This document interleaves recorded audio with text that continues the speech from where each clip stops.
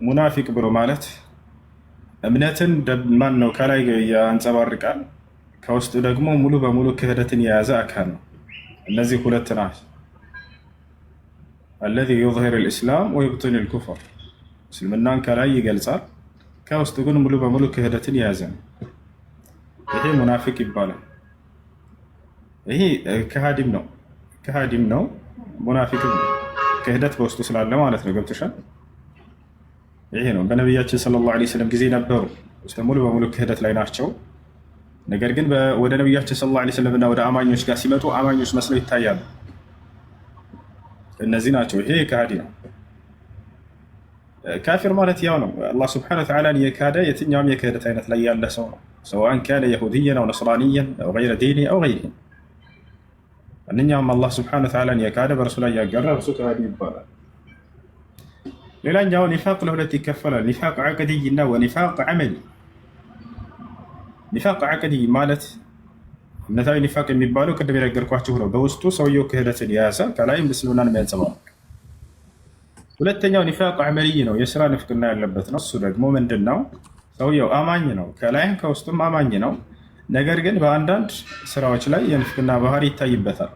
ከእነዚያ መካከል ለምሳሌ ነቢያችን ሰለላሁ ዐለይሂ ወሰለም ሲናገሩ ምን አሉ? አየቱል ሙናፊቅ ሰላስ ኢዛ ሐደሰ ከዚብ ወኢዛ ወዐደ አኽለፍ ወኢዛ እቱሚነ ኻን። የመናፍቅ ምልክት ሶስት ናቸው አሉ። አንደኛ ሲያወራ ይዋሻል አሉ። ሁለተኛ ቃል ሲገባ ቃሉን ያጥፋል። ሶስተኛ ሲታመን ይክዳል አሉ። እነዚህ የንፍቅና ባህሪያቶች ናቸው። ሲያወራ ይዋሻል፣ ሲታመን ይክዳል፣ ቃል ሲገባ ቃሉን ያጥፋል። እነዚህ ግን ኒፋቅ ዐመሊ የሚባሉት የስራ ንፍቅና የሚባሉት ከእስልምና ያስወጣሉ ወይ? እምነቱን ያጓድሉበታል እንጂ ሙሉ በሙሉ እምነቱን የሚያስወጡበት አይደሉም። ሰውየው በመዋሸቱ ምክንያት አንዳንድ ውሸት ሊዋሽ ይችላል።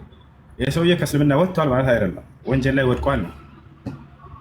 ዛቸዋል። እነዚህ ናቸው። እሺ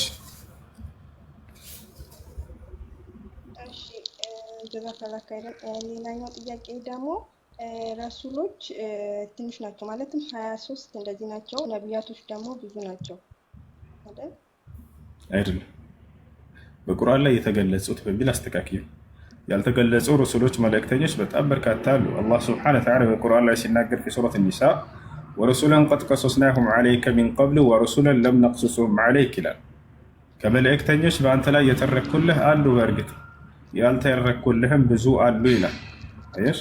ስለዚህ የተተረኩት በቁርአን ላይ 25 ረሱሎች አሉ፣ ያልተተረኩ ደግሞ በጣም ብዙ አሉ ብሎ ተናግሯል። እሺ ሌላኛው ደግሞ የፈጅር ሰላት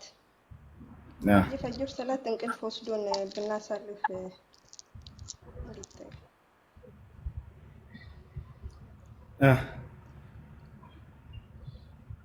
የፈጅር ሰላት ማለት ነው። የፈጅር ሶላት እንቅልፍ ወስዶን ብናሳልፍ ምን ይሆን?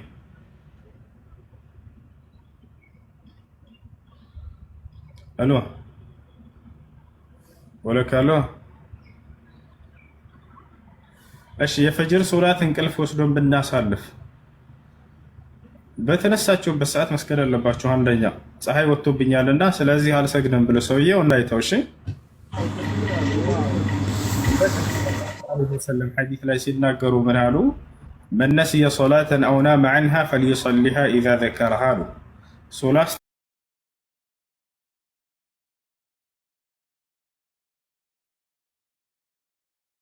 ሶላትን ረስቶ ያለፈበት ወይ በእንቅልፍ ምክንያት ያለፈበት ሰው በተነሳ ሰዓት ይስገዳሉ። አንዳንድ ሰው የሱብሒ ሶላት አልፎበት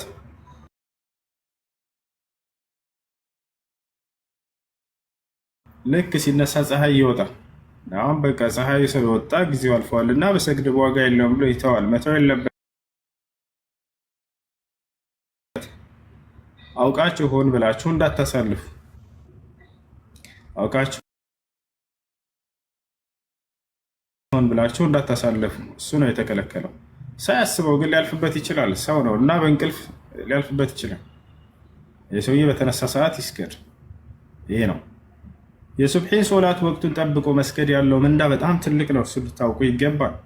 ቃለ ነቢይ ሰለላሁ ዐለይሂ ወሰለም መን ሰላ አልዒሻ ፊ ጀማዓ ፈከአነማ ቃመ ንስፈ ሌይል ወመን ሰላ ሱብሕ ፊ ጀማዓ ፈከአነማ ቃመ ሌይለ ኩለህ። የዒሻን ሶላት በጀማዓ የሰገደ ሰው የሌሊቱን ግማሽ እንደሰገደ ያክል ይቆጠርለታል። የሱብሒን ሶላት የሰገደ ሰው ደግሞ ሌሊቱን ሙሉ እንደሰገደ ይቆጠርለታል ተብሏል። ስለዚህ የሱብሒን ሶላት ጊዜውን ጠብቆ ለሰገደ ሰው ምንዳ ምንድን ነው? ሌሊቱን ሙሉ ሰግዷል ተብሎ ነው ከአላህ ዘንድ ምንዳ የሚያዝለት። ይዛቸዋል። በሌላ ሐዲስ ላይ ነቢያችን ሰለላሁ ዐለይሂ ወሰለም መን ሰለ አልበርደይን ደኸለ አልጀና አሉ።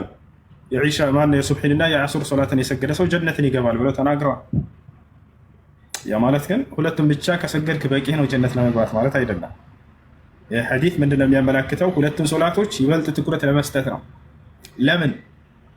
ምክንያቱም የሱብሒ ሶላት ከእንቅልፍ ሊያዘናጋ የሚችል የሆነ ከባድ ሶላት ነው። ኃይለኛ እንቅልፍ ላይ ሆነህ እንቅልፍህን አሸንፈህ ያንን የሞቃን ሶላህን አንስተህ ብርድ ነው ጨለማ ነው ሳትል አሸንፈህ በመሄድህ ምክንያት ትልቅ ምንዳ እንደምታገኝ ለመግለጽ ነው። ገብታችኋል አይደል? ይህ ሁሉ ፈታኝ ነገር ተጋርጦብህ ሳለ የአላህን ትዕዛዝ ለመፈጸም መቆም እንዳለብህ ለማነሳሳት ነው።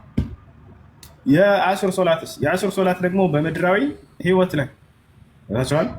በምድራዊ ህይወቱ ላይ ሰውየው ገንዘብን እያካበተ ባለበት ሰዓት ያንን ጋር አቋርጦ የአላህ ሱብሓነሁ ወተዓላን ትዕዛዝ ይፈጽም ዘንድ ለማነሳሳት ነው። ይሄ ነው። እሺ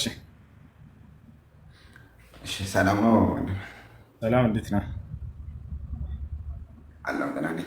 አንድ ሁለት ጥያቄ ነበር።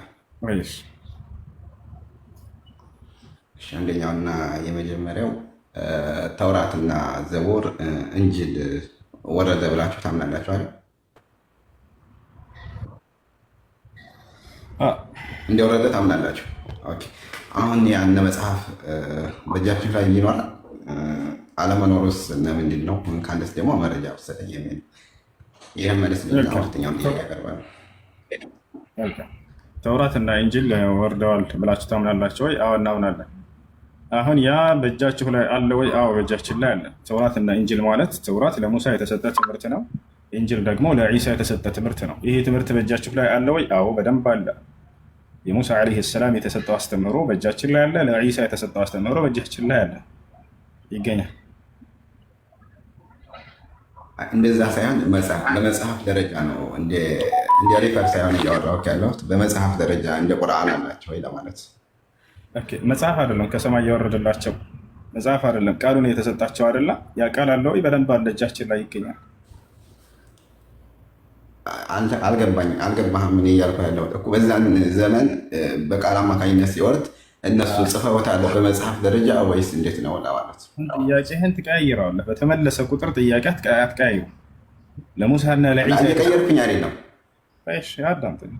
ለሙሳና ለዒሳ የተሰጠው መጽሐፍ አለ ወይ? ትምህርቶቹ በደንብ አድርገው አሉ ከኛ ጋር። አይ በመጽሐፍ ደረጃ በመጽሐፍ ነው ወይ ከሰማይ የወረደው? ከሰማይ መጽሐፍ አይደለም የወረደላቸው፣ ቃሉን የወረደላቸው አይደለ? ያ ቃል አለ ወይ? በደንብ አለ። ልንገርህ ትምህርታቸው ምን እንደነበር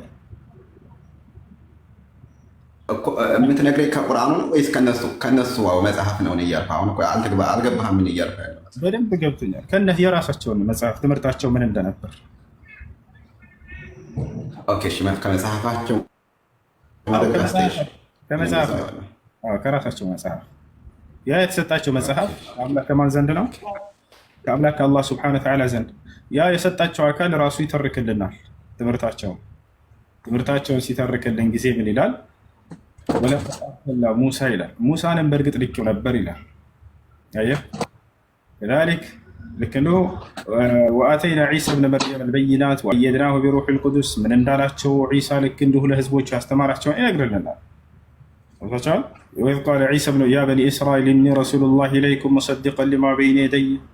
የማርያም ልጅ ዒሳ ለእስራኤል ልጆች እንዲህ ባላቸው ጊዜ አስታውስ፣ እናንተ የእስራኤል ልጆች ሆይ እኔ ወደ እናንተ የተላኩላችሁ የአላህ መልእክተኛ ነኝ እያለ አስተማራቸው። ኢነላሃ ረቢ ወረበኩም ፈዕቡዱ ሃዛ ሲራጡን ሙስተቂም። ይህ የመሲሁ አስተምህሮ ነው። የእኔም ጌታ የእናንተም ጌታ እርሱ አላህ ብቻ ነው፣ እርሱም በብቸኝነት ተገዙት፣ ይህ ነው ቀጥተኛው መንገድ አላቸው። ኢነማ ኢላሁኩም ላህ፣ ይህ የሙሴ አስተምህሮ ነው። ወቃለ ሙሳ ሊቀውሚሂ፣ ሙሳም ለህዝቦቹ እንዲህ አላቸው፣ ኢንኩንቱም አመንቱም ቢላሂ ፈዐለይሂ ተወከሉ ኢንኩንቱም ሙስሊሚን፣ በአንድ አላህ የምታምኑ እንደሆናችሁና ሙስሊሞች እንደሆናችሁ በእርሱ ብቻ ላይ ተመኩ አላቸው።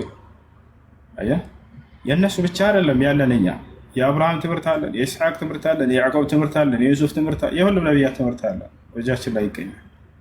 አይ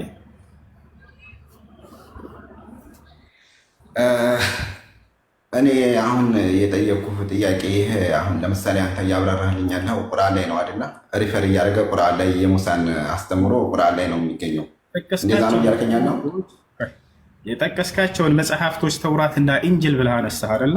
ያን ቃል ከሰጣቸው ከአምላክ ዘንድ የመጣ ቃል ነው እያነበብኩልህ ያለሁት። ቁርአን የሚናን ተወው፣ እሱ እዚያ ከአምላክ ዘንድ